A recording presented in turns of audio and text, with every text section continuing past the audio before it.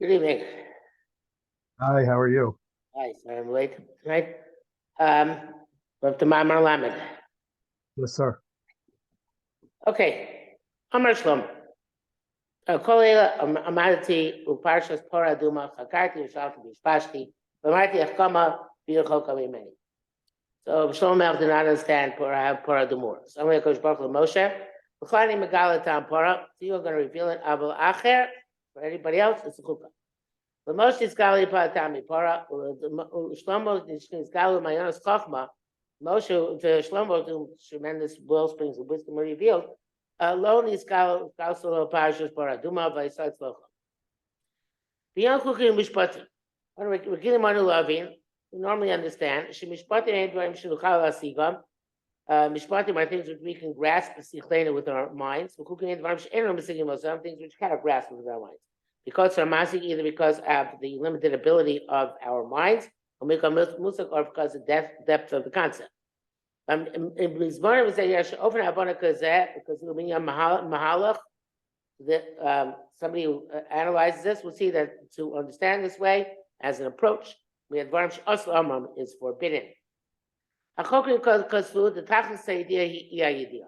The philosophers wrote that the ultimate of knowledge is that we don't know. Just realize how little we know. This is true. Person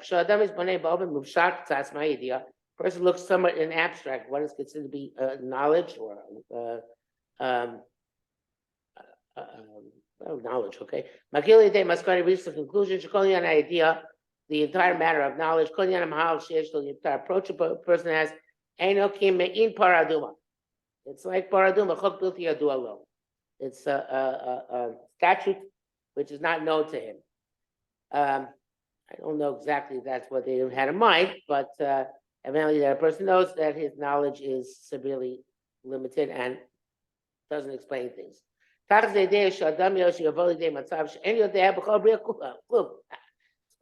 line. The ultimate purpose, the ultimate knowledge, is the person reaches the state that he doesn't know, but the entire bria. He doesn't know the entire bria anything. He has no approach. He doesn't. It's by him. It is sealed off from his understanding what was and what will be.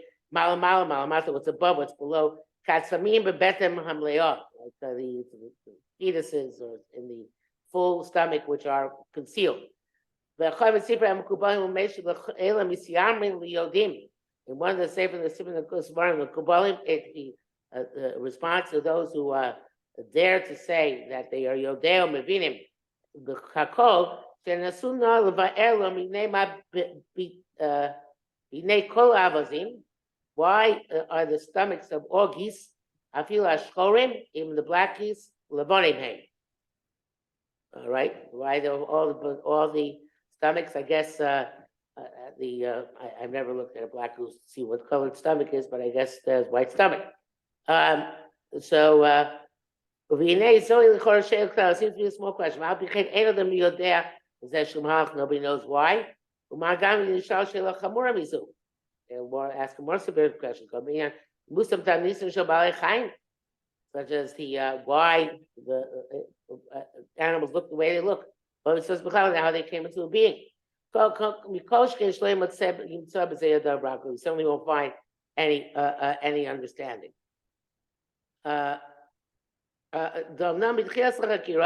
Because the beginning of it now says, a person thinks he has a. I have to show the screen here.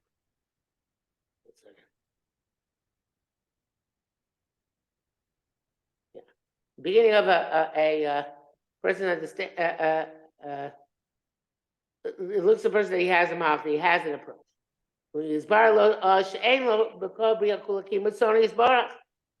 And then he comes to the understanding or the clarity that the entire bria is only Ratzon Hashem. That's it. So all the approach which we had previously, that's Ratzon Hashem. Is what Hashem wanted.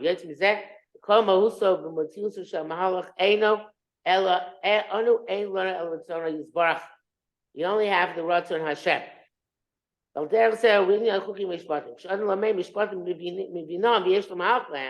Person learns mishpatim and understands them and has an approach to them. When he comes to the paraduma, materas main with them, the tamei is torim, which makes the Torah tamei and the tamei tohar. And Shane lo b'zeh shuma stokal. He has no concept of this at all. Tachzeh would say sushi is bar lo shagam mishpatim b'shinim ol shvinam. Comes out of this even the mishpatim that he thinks he understands. Yesh b'hem ma'ach and he has an approach to them. B'hem es kol macho in el rotzon is b'tzorn is barach. It's only ultimately rotzon Hashem. Shadim yodeh when a person knows this, the chol amokvar al kol, then he can already understand kol torkua v'yavino hatei tei. Okay, if you understand everything is rotzon Hashem, you can understand everything appropriate. Well. The Kabbal Kodman Moshe accept all as it is. Shlomeir Adam Masa Mishkan. Ech Shericha Torah Parshus Shlemos Odos Meisal Rab. The Torah has extraordinarily long parshas about its ropes. You say the sub, it's pegs, bichav, it's bolts. Shem Masurim, you say those trutim. It seems to be simple. The pegs and bolts. We're stringing the bolts. The Shalom Shloshim, it does it 2 or 3 times. To the point that the hooks on the columns have been mentioned several times. If he learns this with an approach, he's going to have the story having difficulty and trying to come to some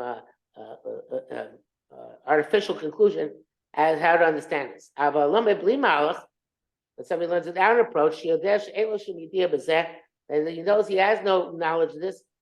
But move on, though, I call outside of Yosef. He understands everything in the best way. So what I think he's saying in all this, something Rav Wolbe also writes, which was the Talmud of Rabbi Yerucham, is that the way Rav Wolbe puts it, he says, hashkafa is a bad thing.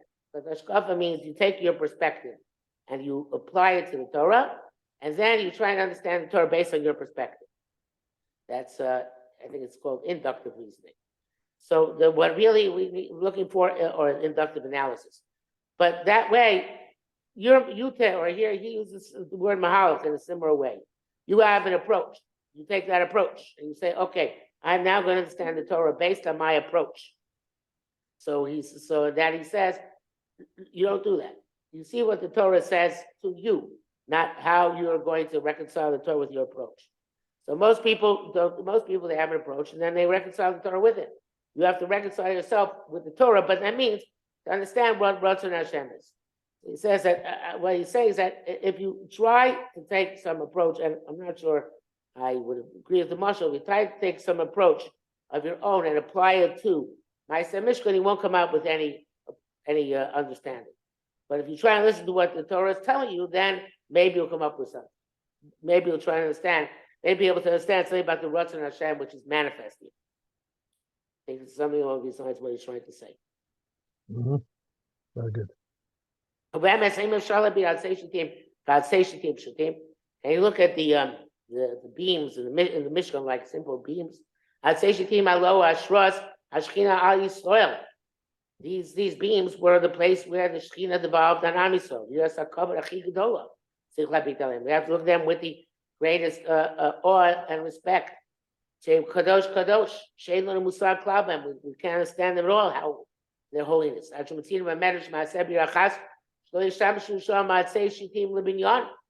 They wouldn't use those types of wood, that type of wood, for building, because it was used in the Mishkan. If you learn without an approach, you come to the conclusion that Shitim are the manifestation or the involvement of the Shekhinah.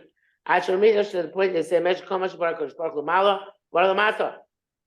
everything created on high, created below. So just like on high, there's Srafim who stand very high, Malachim. Aflumata, and I say Shitim omdim. So if you down here, Master Shitim.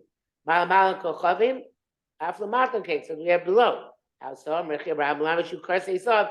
Near Mishkan Kochavim, near Barakia. The hooks which held the layers of coverings of the Mishkan in place look like stars. For Ezer Shvohi, Ma'amidas that Seshitim, Ma'amidas Srafi.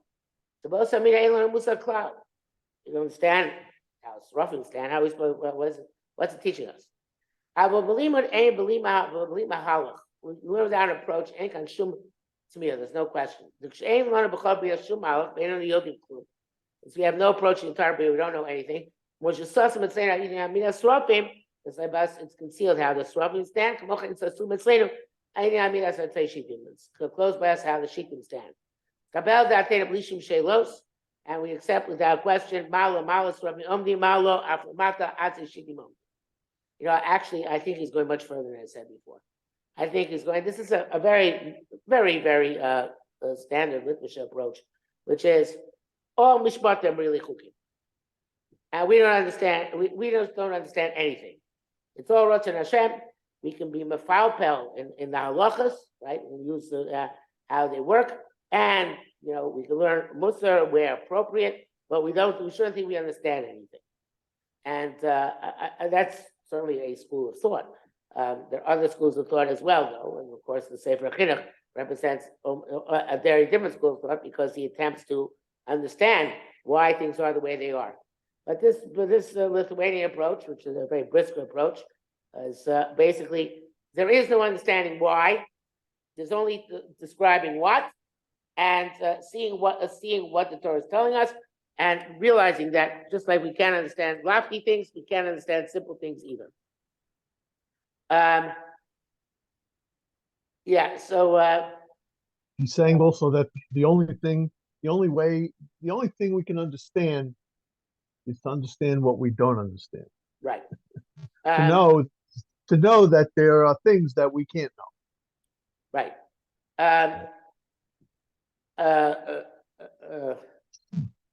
It's a very unscientific type of approach. The science then manifests itself in the halacha. Right. Well, scientists would say, we can understand everything. We just have to put our heads to it. But on the other hand, I have to beg to differ with you.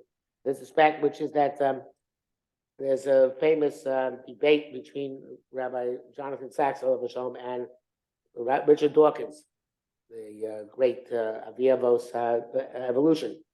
And Rabbi Sachs says at some point that science can't answer why questions, only religion can. And Dawkins says, why questions are not valid questions. There is no why. You can only ask what and how. There's no why. And of course, if all creation is random, there is indeed no why in anything. So it depends what kind of a scientist you are. If you're an evolutionary biologist, there's no why. Okay, so anyway, okay, so and that's basically true about a lot of the sciences. I mean, ultimately, if you describe, and it's true about blissful learning as well, the how. If you describe the how explicitly and elegantly enough, you trick yourself into thinking you're understanding the why. You're saying how things work. We don't understand why electricity works, but you can depict how it works in such exquisite detail that we make the mistake of thinking why we understand why as opposed to how. So this is actually very similar to that approach. I have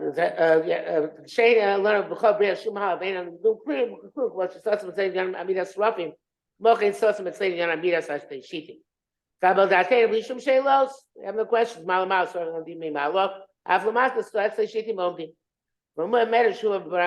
so partially. If you're Nashimaro, same the Dava. They brought them mirrors. Moshe said didn't want them because they were used for vanity. The more precious, because they were used for the wives to seduce their husbands in Egypt. And that's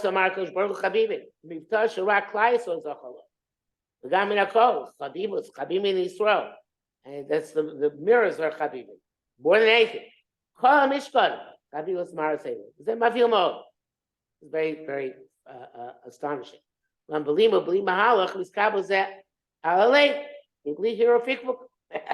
Okay, well, true. If you don't want to think about it, then okay, of course. I don't. Even Yerucham seems to be very, very, extremely anti. What do you mean? Of course, we should try to understand why the Chabibim mean Akol. Rashi says the Chabibim Akol because They were used in order to be fruitful and multiply in Egypt. So it's an extremist position he's taking. I hope we'll back down from it at some point, a little bit at least.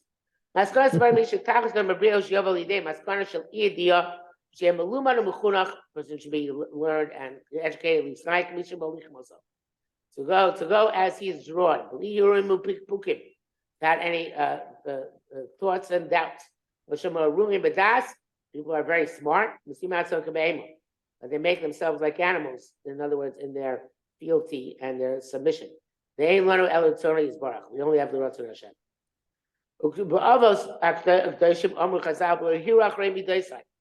They didn't have thoughts about my midos.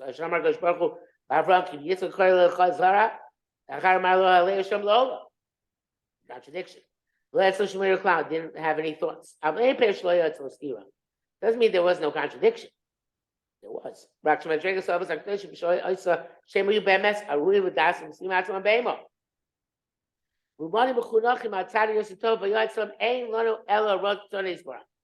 only Ratzon Hashem.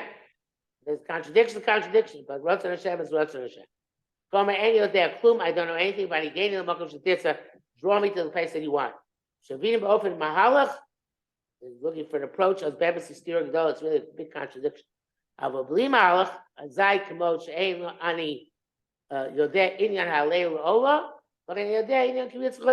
know. We'll see how it plays out.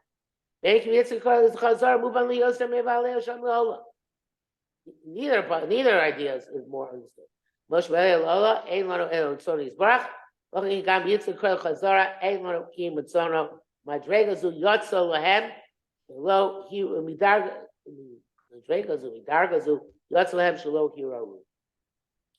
Okay. I don't know if he's going to continue with this in next. He's going to speak about the Ma'asim Mishkan. So, okay, maybe there's hope for us in the next minor. Very good. Have a good week. Take care. You too.